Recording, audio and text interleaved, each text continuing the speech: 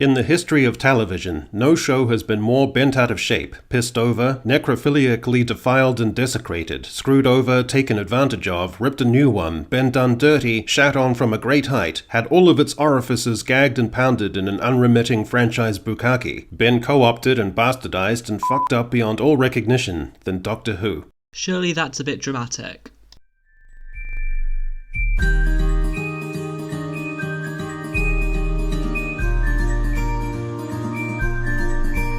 Hi, it's me, and I'm back with another Let's Shit on the Right Wing show.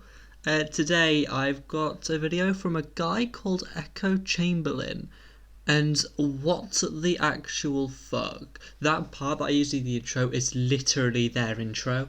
So without further ado, I think we should get right into it. In the history of television, no show has been more bent out of shape, pissed over, necrophiliacally defiled and desecrated, screwed over, taken advantage of, ripped a new one, been done dirty, shat on from a great height, had all of its orifices gagged and pounded in an unremitting franchise bukkake, been co-opted and bastardized and fucked up beyond all recognition than Doctor Who. And it's absolutely been done by design, by a cadre of people that seem much more interested in their activism than anything creative that they've been hired to do. In recent years, the venerable British institution saw Doctor Who regenerate as a woman who declared, "I've had an upgrade." Then there was a speculated lesbian relationship with one of her companions. Then the show was retconned so that the original Doctor was a black woman. And then one of the Doctor's companions was transgender. Then there was an episode where the transgender companion's non-binary transcendent oneness effectively saves the cosmos. Then there was a wheelchair-bound woman who shoots lasers out of her wheelchair. Then there was the favorite recurring baddie of Davros, bound in a kind of wheelchair life support system, who was then reimagined as able-bodied to prevent any associations between disabled and evil people. Then Sir Isaac Newton is suddenly from India. Then David Tennant's Doctor gets lectured about pronouns. Then the new Doctor implies that he's had a romantic relationship with Harry Houdini. Then there's a huge campy song and dance number featuring Doogie Howser. Then there's a bi-generation with the new Doctor being a gay black man, who was depicted in the new trailer getting down in a nightclub, with the actor tediously expounding on his grievances and trite aims for the show ad nauseum in the media. So let's just take a step back and count how many things it seems that this guy's got a problem with. So, by the sounds of things, this guy's got a problem with someone who's gay, someone who's disabled, someone who's trans, someone who's black, someone who's not of British ethnicity, so basically, someone who's not a man, like, hello, a not straight relationship. I know that can kind of be covered as the rest of that. So this guy doesn't seem to be okay with anything that's not straight, white, maleness. I mean, that's what I got from that. Don't know about you guys. So this is going to be one hell of a trip to defend, and it's not even that difficult. What's wrong with having someone who's wheelchair bound in the show? Like, hello, what's wrong with that? That just seems like you're nitpicking at something that doesn't even matter. In regards to the Davros thing, like, the politics behind it is kind of I don't really give a shit about that. However, the whole law thing is really easily explained as being before Davros became wheelchair bound, and before the events of Genesis of the Daleks. Who knows how long before? It could have been months before, with Davros still finishing off the last few techniques of the Mark III travel machine, obviously the Daleks, with him only just having the name chosen. He probably wouldn't have announced it then. Like, we know that the name was announced and chosen in Genesis of the Daleks, so he could have just kept it to himself. Like, that's pretty simple. So, now, what's wrong with the Doctor changing gender in regeneration? Like, this entire thing was brought in by Stephen Moffat. The 11th Doctor hinted at it with the Corsair. Hang on, that was Neil Gaiman's story. The Doctor's wife. That wasn't even Stephen Moffat. That was Neil Gaiman. But, like, Stephen Moffat expanded on that by introducing Missy. Hello. So isn't it really not that far-fetched that the Doctor can do it too? And it's not like villains have had a big song and dance routine before. The Master had it. John Sims' Master.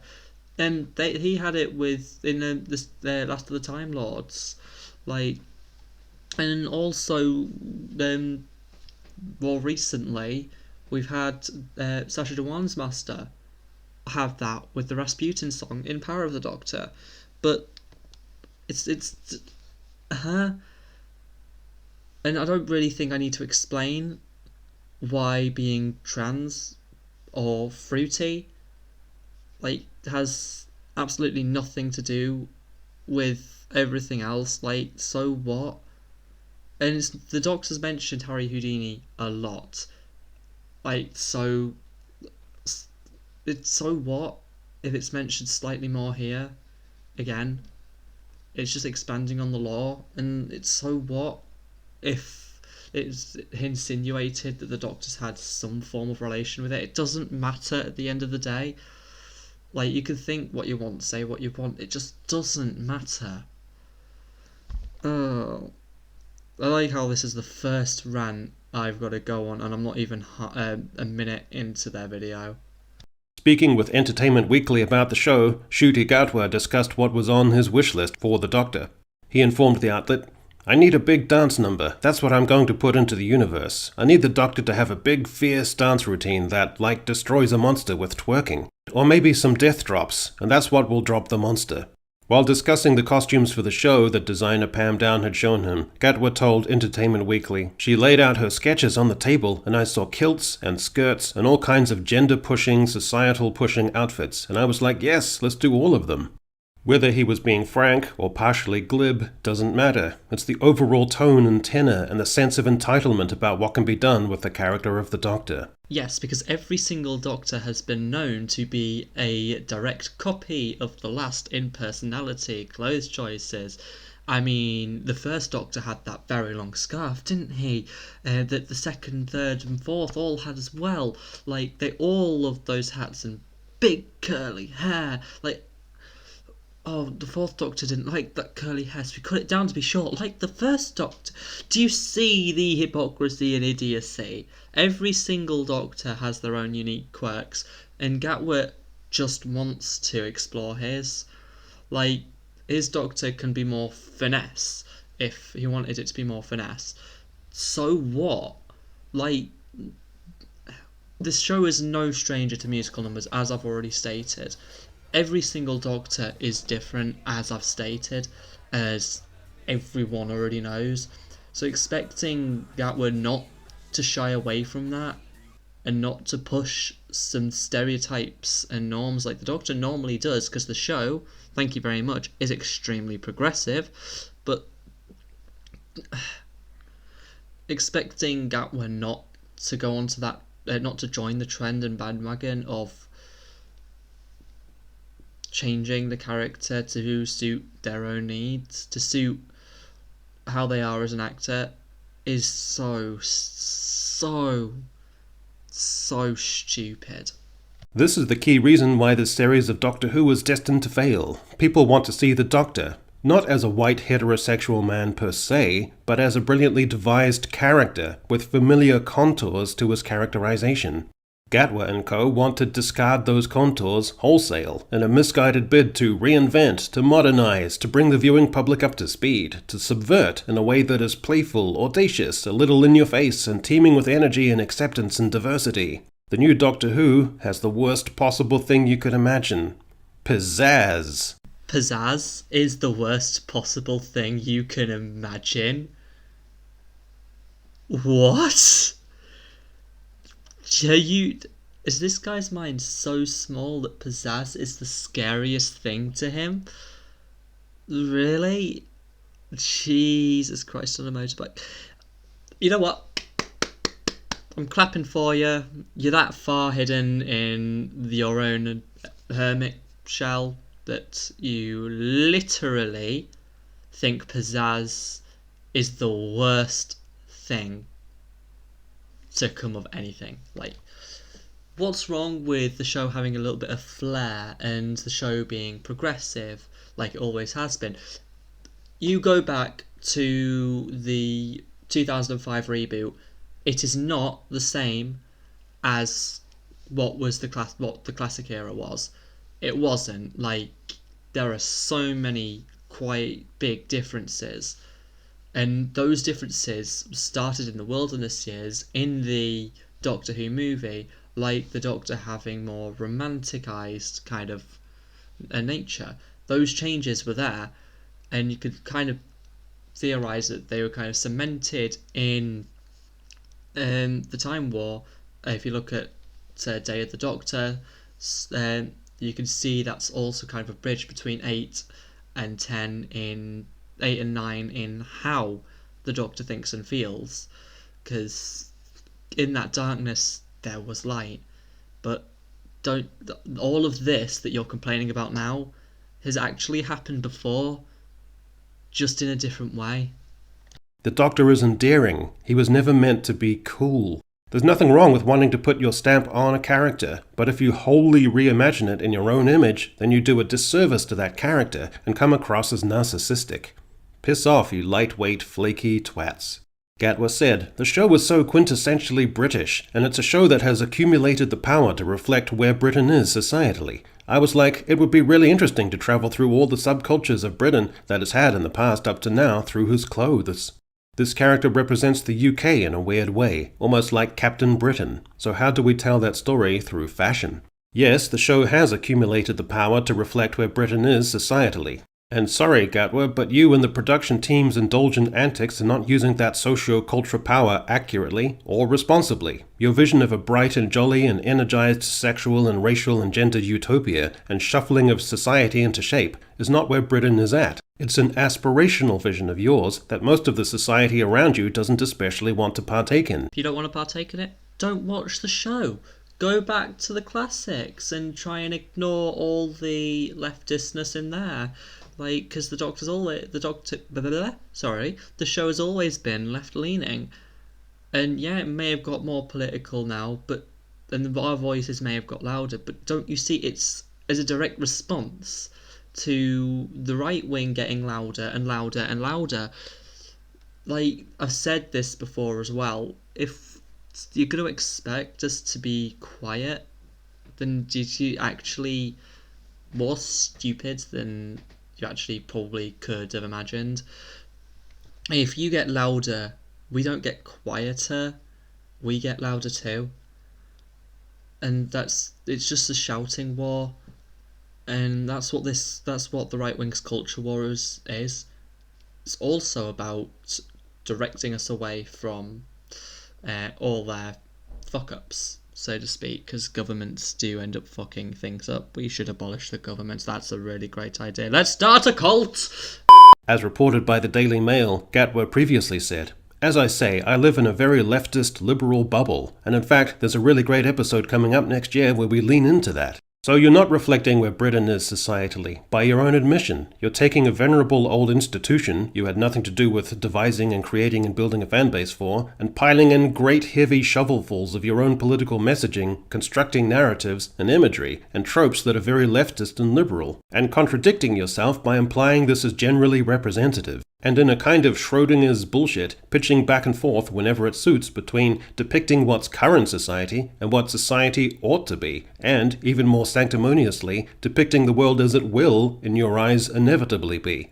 Society does need to change, because it is very, very, very dark for a big chunk of people. Like, people like this guy just ignore and dismiss anyone that's different and says that they are genuine, they don't exist, and insinuate that they don't exist and insinuate that they don't matter. But, like, I don't get why. Like, the world will end up evolving and will end up accepting people that are different. Like, you've seen it in the past. Like, you've seen it in history. Otherwise, we wouldn't have fought against the things that you guys are standing up for now. But if you want examples, look back throughout history.